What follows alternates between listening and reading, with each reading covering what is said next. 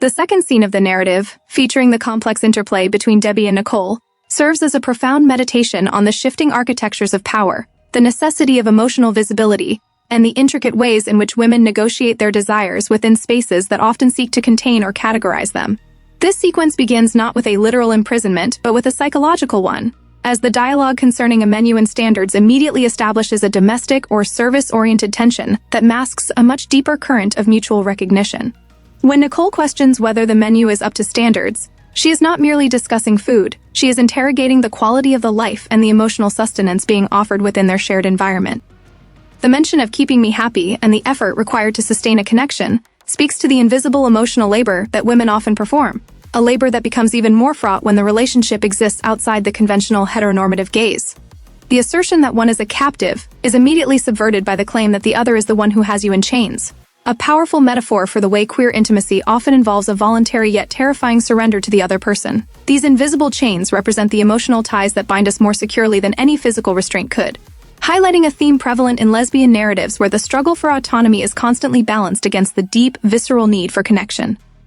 The introduction of an understudy acts as a chilling reminder of the societal pressure on women to remain compliant and replaceable, suggesting that should a woman become too big for her britches or too assertive in her own identity, there is always another waiting to take her place in the prescribed role. This critique of the disposable nature of women in a patriarchal framework sets the stage for the narrative Detour into a story of self-discovery. As the scene transitions into the memory of hitchhiking, we move from the static tension of the room to the kinetic potential of the road, a classic symbol of transition and the search for a self that exists beyond the boundaries of safe areas and small-town expectations. The protagonist's admission that she had never been hitchhiking before, but was driven by a desire to reach a party at the beach, underscores the universal human longing for community and the normalcy of youth, yet her specific circumstances, the safe area, where everyone goes to church and stuff, frame her journey as an escape from a landscape of repression. Her relief that a woman stopped for her, rather than a creepy guy, illustrates the inherent search for safety that defines the female experience. Yet it also sets up a beautiful irony. The safety she finds in another woman is exactly what will challenge her most deeply, forcing her to confront the feelings she has been hiding to herself. The beach, which she identifies as her destination, represents the public legible world where she can be just another beach blonde, but the driver's decision to take a detour symbolizes the departure from the straight path of social expectation. When the protagonist confesses her crush on another girl, she is making herself visible for perhaps the first time, articulating a truth that the small town would find illegible or threatening. This moment of vulnerability is the true heart of the scene. It is not about the act of hitchhiking, but about the act of naming one's desire in a world that demands silence. The driver's response, that she is not ready to say goodbye, shifts the dynamic from a simple ride to a shared emotional space where the driver becomes a mirror for the protagonist's latent self.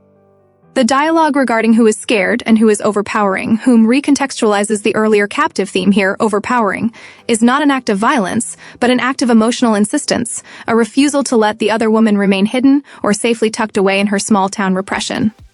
The driver recognizes the bad little girl in the protagonist, not because the girl is inherently bad, but because her desires are transgressive to a society that equates female virtue with heteronormativity. This recognition is a form of mentorship, albeit an intense and unconventional one, where an older or more experienced woman provides the space for a younger woman to explore the wondering she has felt but could never express. The intensity of their connection, described through the lens of emotional resonance and the longing for this specific presence, reflects the profound relief that comes from being finally seen and understood.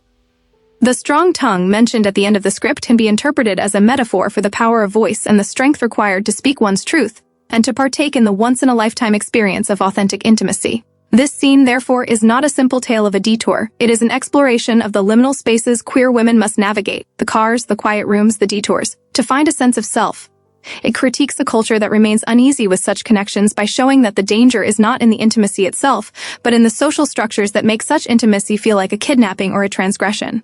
By focusing on the interior lives of these women, their hesitations and their eventual surrender to the truth of their feelings, the scene insists on the seriousness and ethical weight of lesbian love.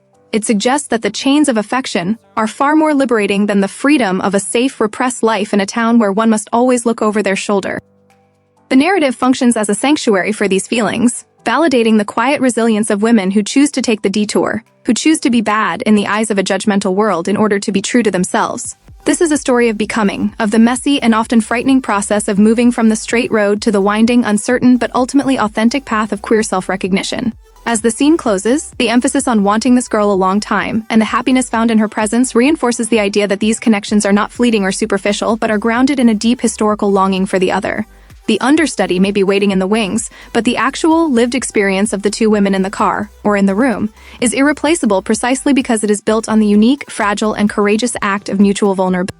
This analysis seeks to honor that courage, viewing the film not as a spectacle for the outsider, but as a mirror for the woman who has felt the same wondering, the same fear of the small town, and the same transformative power of a detour taken in the company of someone who truly sees her. The persistence of societal discomfort with women loving women is challenged here by the sheer emotional gravity of their interaction. It is impossible to dismiss their connection as mere fantasy when it is so clearly rooted in the universal struggle for authenticity.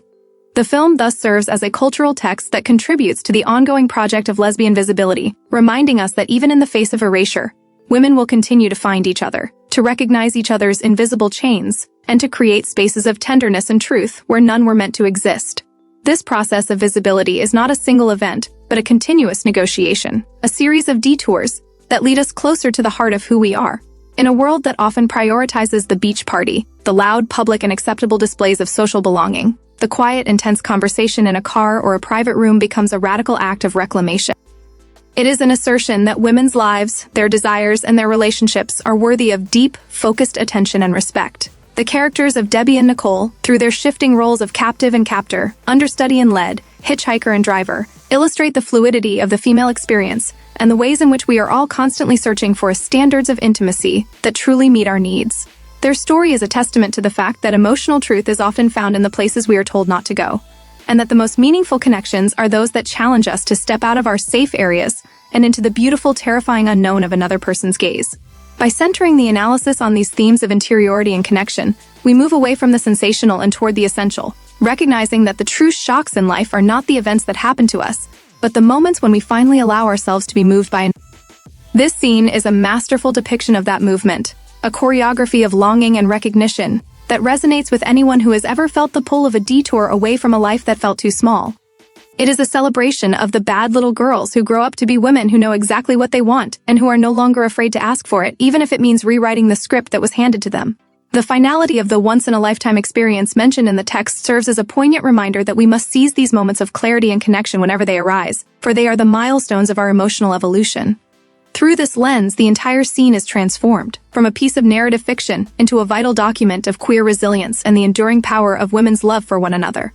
A love that is as complex, as demanding, and as beautiful as the invisible chains that hold us together in the dark. It is a call to look beyond the surface of the blonde, young, cute archetypes and see the human beings underneath, struggling with the same fears and hopes as anyone else, but doing so with a specific, quiet intensity that is uniquely their own. This is the truth of the scene, that in the midst of a world that tries to replace us, we can find in each other a reason to stay, a reason to take the detour, and a reason to finally fully arrive at the beach of our own making, where we are no longer hitchhikers in our own lives, but the drivers of our own destinies. The emotional landscape of this scene is a rich tapestry of repression and release, where every word spoken and every silence held contributes to a larger understanding of the female condition. It is a critique of the standards of a society that offers women a limited menu of roles and expectations, and a celebration of those who demand something else. This demand for something more, something deeper, is what fuels the entire narrative, driving the characters toward a confrontation with their own desires and with each other. The understudy is a symbol of the external pressure to conform, but the connection between the two main characters is the internal reality that renders that pressure irrelevant. When they are together, the britches are never too big. They are exactly the right size for the women they are becoming. The film's focus on restraint and emotional negotiation mirrors the real-world experience of many LGBTQ+ women who must carefully navigate their environments, reading cues and setting boundaries to protect their hearts and their safety. This carefulness is not a sign of weakness, but of a profound strategic strength, the strength required to survive and thrive in a culture that is still learning how to see them. By honoring this strength, the analysis provides a space for these women to be recognized and valued, not for their transgressions, but for their humanity. The scene is a reminder that visibility is a journey, not a destination, and that every detour is a step toward a more authentic way of being in the world. As we reflect on the interactions between Debi and Nicole, we are invited to consider our own invisible chains, and the ways in which we too might be seeking a connection that is actually kind of cool once you get used to it. This sense of getting used to one's own truth is the ultimate goal of the narrative, a transition from fear to comfort, from hiding to being found. It is a process that requires patience, tenderness, and a willingness to be overpowered by the beauty of a shared moment. In the end, the scene is not about who has the power, but about the power of the we, the shared identity that emerges when two women decide that they are no longer ready to say goodbye to the possibilities of their own hearts. This is the much better menu that the film offers. A feast of emotional truth and mutual recognition that satisfies a hunger that the standard world cannot even acknowledge. It is a story for the women who have always known there was something else, and who finally found it in the eyes of another woman, on a road that led exactly where they needed to go. The narrative's insistence on the reality of these feelings, rather than their taboo nature, is a radical act of validation that echoes long after the scene has ended. It reminds us that our crushes, our longings, and our detours are not mistakes, but are the very things that make us whole. The small town may still be there, and the church and stuff may still define the landscape, but for the women in the car, the world has become infinitely larger, opened up by the simple, profound act of telling the truth. This is the enduring legacy of such stories. They provide the map for the detour, showing us that while the straight road might be open, the detour is where we truly find ourselves. The scene stands as a monument to that discovery. A quiet, powerful assertion that women-centered relationships are not just a part of the story. They are the story, and they deserve to be told with all the nuance, respect, and love that they embody in the real world. Every gesture of tenderness and every moment of shared vulnerability in this scene contributes to a larger cultural conversation about what it means to be a woman, what it means to love, and what it means to be free. It is a conversation that is far from over, but through scenes like this, we are given the language and the courage to keep it going, to keep driving, and to never settle for a menu that isn't up to our standards of emotional truth and authentic connection. In the end, it is the strength of the tongue, the voice that speaks and the heart that feels, that carries us home, even if home is a place we have to build for ourselves, one detour at a time. The final words of the script, "Come on," act as an invitation to the viewer and to the characters alike to step into this new reality, to leave behind the safety of the known for the richness of the felt experience. It is a call to action that is as gentle as it is insistent, a reminder that the most important journey we will ever take is the one that leads us to each other and, ultimately, to ourselves.